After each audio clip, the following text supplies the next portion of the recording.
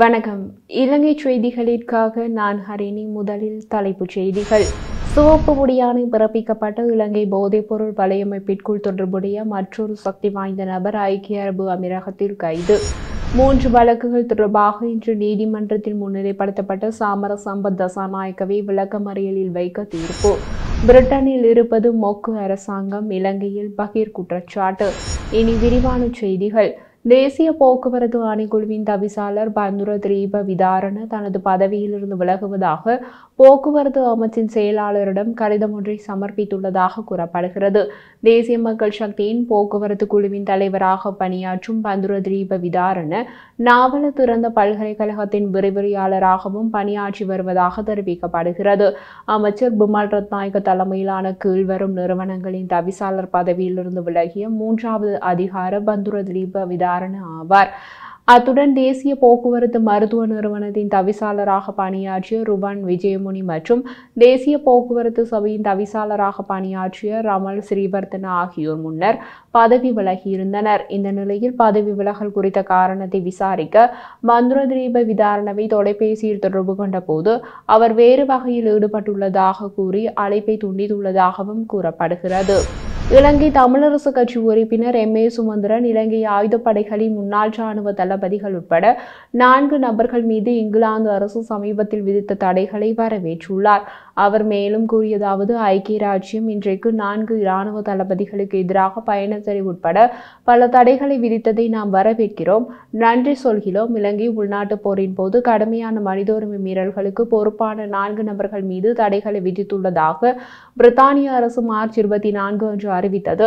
அதன்போது இலங்கை ஆயுதப்படையின் முன்னாள் தலைவர் சவேந்திர சில்வா, முன்னாள் கடற்படை தளபதி வசந்த கர்ணகொட, இலங்கை ராணுவத்தின் முன்னாள் தளபதி ஜகத் ஜெயசூரிய மற்றும் விடுதலை புலிகளின் கிழக்கு மாகாண முன்னாள் தளபதி விநாயகமூர்த்தி முரளிதரன் ஆகியோர் பிரித்தானியாவினால் தடை செய்யப்பட்ட நபர்கள் ஆவர். அத்தோடு இலங்கையின் உள்நாட்டு போரின் போது சட்டத்திற்கு புறம்பான கொலைகள், சித்திரவதை மற்றும் பாலியல் வன்முறை போன்ற பல்வேறு மீறல்கள் மற்றும் துஷ்பிரயோகங்களுக்கு பொறுப்பான நபர்களை இலக்காக கொண்டு பயணத்தடைகள் மற்றும் சொத்து முடக்கங்கள் உள்ளிட்ட நடவடிக்கைகள் எடுக்கப்பட்டுள்ளதாக பிரித்தானிய அரசாங்கம் மேலும் தெரிவித்துள்ளது.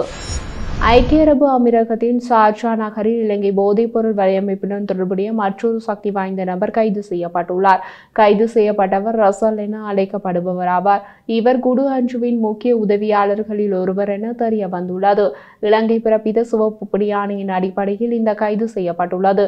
எனினும் இந்த கைது தொடர்பான எந்த தகவலும் இன்டர்போல் மூலம் இதுவரை தெரிவிக்கப்படவில்லை என போலீஸ் தலைமையக வட்டாரங்கள் தெரிவித்தன. அத்துடன் அதிகாரப்பூர்வ அறிவிப்பு வந்த பிறகு இது தொடர்பாக நடவடிக்கை எடுக்கப்படும் என்று போலீசார் தெரிவித்துள்ளனர். இந்த நபருக்கு எதிரான 80 மில்லியன் ரூபாய்க்கு மேல் மோசடி வழக்கு ஹேமாகம நீதவான் நீதிமன்றத்தில் விசாரிக்கப்படுகிறது என கூறப்படுகிறது. கிளிநொச்சியில் சட்டவிரோதமாக செயற்பட்ட கனரக டிப்பர் வாகனங்களை போலீசார் கைப்பற்றியுள்ளனர். கிளிநொச்சி சட்டவிரோத மணல் மற்றும் கடத்தலில் ஈடுபட்ட டிப்பர் வாகனங்களில் மற்றும் அனுமதிக்கப்படாத இடத்தில் சட்டவிரோதமாக மணல் அகழ்வுகளை மேற்கொண்ட டிப்பர் வாகனங்களே கைப்பற்றப்பட்டுள்ளதாக போலீசார் தெரிவித்தனர். அத்துடன் இந்த டிப்பர் வாகனங்களின் சாரதிகள் மீது பொதுமக்களுக்கு இடையூறு செய்ததாகவும் குற்றம் சுமத்தப்பட்டுள்ளது. வீதி போக்குவரத்து போலீசாருடன் விசேட குற்றத்தடுப்பு பிரிவினர் இணைந்து இந்த சட்ட நடவடிக்கைகளை மேற்கொண்டுள்ளனர். அத்துடன் போலீசார் மேலதிக விசாரணைகளை மேற்கொண்டு வருகின்றனர். சஜித் பிரேமதாச இலங்கையின் இன்றைய நிலை பற்றி கருத்து தெரிவித்த போது, சுப நேரத்தில் நாட்டை அனுரவுக்கு வழங்கிவிட்டு மக்கள் மிகவும் கடினமான வாழ்க்கையை வாழ்ந்து வருகின்றனர். மக்களின் வருமானங்கள் முன்பு இருந்தது போலவே இருக்க பொருட்களின் விலை தாறுமாறாக அதிகரிக்கப்பட்டு மக்கள் கஷ்டப்பட்டு வாழ்கின்றனர். 3 வேளை உணவு உண்பது சிரமமாகியுள்ள போகிற வேளையில் மக்களுக்கு அழுத்தம் கொடுப்பதில் இந்த அரசாங்கம் சிறந்து விளங்குகின்றது. இவற்றுக்கு மத்தியில் அரிசி, தேங்காய் போன்ற அத்தியாவசிய உணவு மற்றும் பானங்களின் விலைகள் அதிகரித்துள்ளது என தெரிவித்தார். மக்கள் பல்வேறு பிரச்சினைகளை எதிர்நோக்கும் போது அரசாங்கமும் ஆளும் தரப்பும் பிரதிநிதிகளும் செய்வதறியாது திகைத்து நிற்கின்றனர். மருத்துவமனைகளில் அத்தியாவசிய மருந்து பொருட்கள் இன்றி மருத்துவ பொருட்களுக்கும் கடும் தட்டுப்பாடு ஏற்பட்டுள்ளது. வைத்தியசாலையில் மருத்துவ பற்றாக்குறை பாரியதொரு பிரச்சனையாக காணப்படுகின்றன. மருந்தின்றி நோயாளர்களின் உயிரை காப்பாற்றுவது எவ்வாறு என்ற பிரச்சினை நிலவி வருகின்றன என சஜித் பிரேமதாச தெரிவித்தார். மின்சக்தி அமைச்சரின் வீட்டின் அருகே உள்ள பல கிராமங்களுக்கு மின்சாரம் துண்டிக்கப்பட்டுள்ளது. இன்று இவ்வாறானதொரு நாடே காணப்படுகிறது. நாட்டை ஆள்வதற்கு திட்டமில்லாத அரசாங்கமே ஆட்சியில் இருக்கிறது. இதன் காரணமாக நாட்டின் திருப்பு முனையை தீர்மானிக்கும் விதமாக இந்த உள்ளூராட்சி மன்ற தேர்தலில் தெளிவான மாற்றத்தை ஏற்படுத்த மக்கள் தயாராக வேண்டும் என தெரிவித்தார். 3 வழக்குகள் தொடர்பாக இன்று நீதிமன்றத்தில் முன்னிலைப்படுத்தப்பட்ட நாடாளுமன்ற உறுப்பினர் சாமர சம்பத் தசாநாயக்க விளக்கமறியலில் வைக்கப்பட்டுள்ளார். அதன்படி சாமர சம்பத் தசாநாயக்கவை ஏப்ரல் 1ஆம் திகதி வரை விளக்கமறியலில் வைக்குமாறு கொழும்பு நீதவான் நீதிமன்றம் உத்தரவிட்டுள்ளது. நாடாளுமன்ற உறுப்பினர் சாமர சம்பத் தசாநாயக்க இன்று லஞ்ச ஊழல் விசாரணை ஆணைக்குழுவினால் விசாரணைக்கு உட்படுத்தப்பட்டிருந்தார். விசாரணை தொடர்ந்து கைது செய்யப்பட்ட நாடாளுமன்ற உறுப்பினர் வெளிநாடு செல்லவும் நீதிபதி தடை விதித்தார். அத்துடன் 2 வழக்குகளில் பிணை கிடைக்கப்பெற்ற போதிலும் மற்றொரு வழக்கிற்காக சாமர சம்பத் தசாநாயக்க விளக்கமறியலில் வைக்கப்பட்டுள்ளார். முன்னாள் பிரதி அமைச்சர் விநாயகமூர்த்தி முரளிதரன் கிழக்கு தமிழர்களுடைய இருப்பை சூறையாடுவதற்கான நடவடிக்கையே தற்போது இடம்பெற்று வருவதாக தெரிவித்துள்ளார். பிரித்தானியா விதித்துள்ள தடை ஓர் அரசியல் நாடகம் எனவும் கூறினார். கிழக்கு தமிழர் கூட்டணியின் கல்குடா தொகுதிக்கான வேட்பாளர் அறிமுக விழா கிரானில் இன்று நடைபெற்றது. இந்த கூட்டத்தில் கலந்து கொண்டு அவர் பேசிய போது, பிரிட்டிஷ் அரசாங்கம் என் மீது தடை விதித்துள்ளது. நாங்கள் என்ன பிச்சையா எடுக்கப் போகின்றோம்? இவ்வளவு நாளும் இல்லாத தடையை கூட்டு சேர்ந்ததும் விதிக்கின்றனர். இது ஒரு அரசியலுக்கான நாடகம்தான்.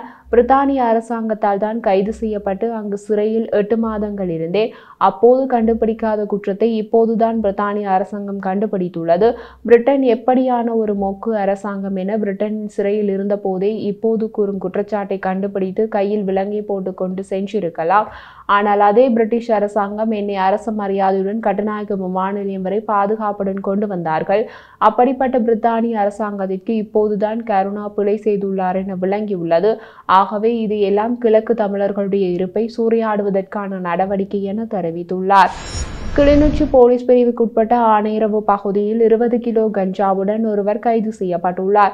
யாழ்ப்பாணத்திலிருந்து கிளிநொச்சி நோக்கி இன்றைய தினம் பயணித்த கேப்ரக வாகனத்தில் 20 கிலோ கஞ்சா கொண்டு செல்லப்பட்டுள்ளது.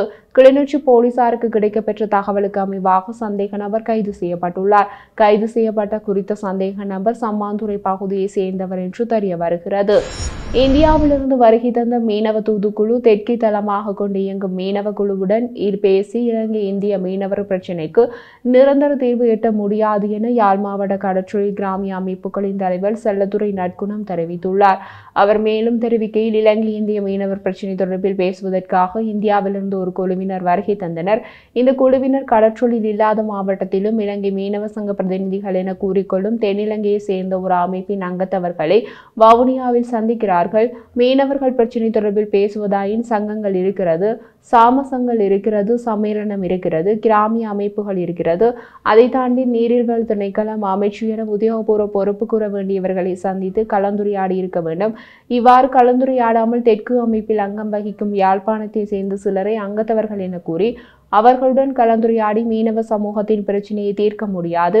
இந்திய இழுவை படகுகளினால் எமது வடபகுதி மீனவர்களின் வாழ்வாதாரம் தொடர்ச்சியாக அளிக்கப்பட்டு வரும் நிலையில் பேச்சுவார்த்தையின் மூலம் பிரச்சினைகளை தீர்ப்பது எமது விருப்பம்.